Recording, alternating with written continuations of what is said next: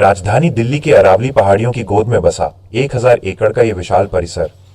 बाहर से देखने पर ये सिर्फ लाल ईंटों की इमारतें लग सकती हैं, लेकिन इन दीवारों के भीतर भारत का बौद्धिक हृदय धड़कता है। यह है जवाहरलाल नेहरू विश्वविद्यालय, जिसे दुनिया जेएनयू के नाम से जानती है। 1969 में अपनी शुरुआत के बाद से ही ये कैंपस सिर्फ पढ़ाई का केंद्र नहीं, बल्कि एक विचार, एक आंदोलन और लोकतंत्र की सबसे बुलंद आवाज रहा है।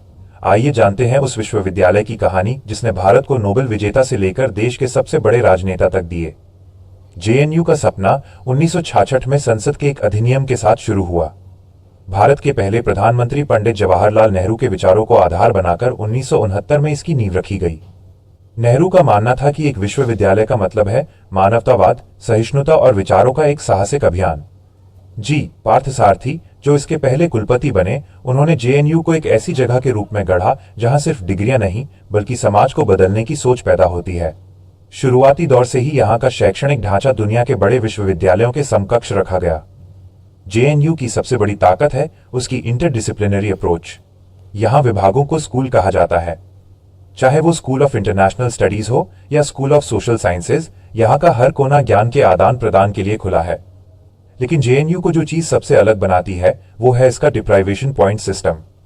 इस सिस्टम ने यह सुनिश्चित किया कि देश के सबसे पिछड़े इलाकों, चाहे वो उड़ीसा के गांव हों या बिहार के सुदूर अंचल, वहां से आने वाले गरीब लेकिन मेधावी छात्र भी विश्व स्तरीय शिक्षा हासिल कर सकें। जेएनयू की सफलता की गूंज पूरी दुनिया में सुनाई देती है। जब हम यहाँ के पूर्व छात्रों यानी एलुमनाई की बात करते हैं तो फहरिस्त बहुत लंबी है। अर्थशास्त्र में नोबेल पुरस्कार जीतने वाले अभिजीत बनर्जी इसी कैंपस की देन है। भारत की विदेश नीति को आज दिशा देने वाले विदेश मंत्री डॉक्टर एस जयशंकर और देश की अर्थव्यवस्था संभालने वाली वित्त मंत्री निर्मला सीतारमण, दोनों ने यहीं अपनी सोच को तराशा। इसके अलावा भारतीय प्रशासनिक सेवा यानी आईएएस और आईपीएस के गलियारों में हर साल जेएनयू का परचम लहराता है। पी साईनाथ जैसे पत्रकार हों या प्रसिद्ध इतिहासकार, जेएनयू ने हर क्षेत्र को नेतृत्व दिया है।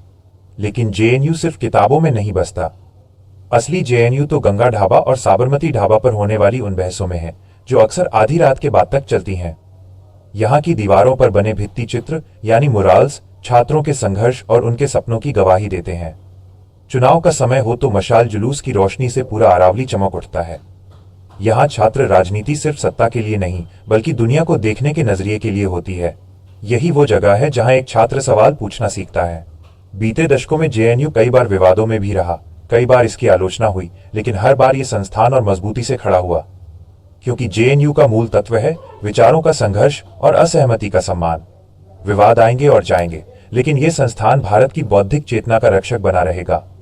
जेएनयू कल भी गौरव था, आज भी है, और आने वाले कल में भी भारत की अगली पीढ़ी के सपनों को नई उड़ान देता रहेगा। धन्यवाद। क्या आप चाहते हैं संगीत?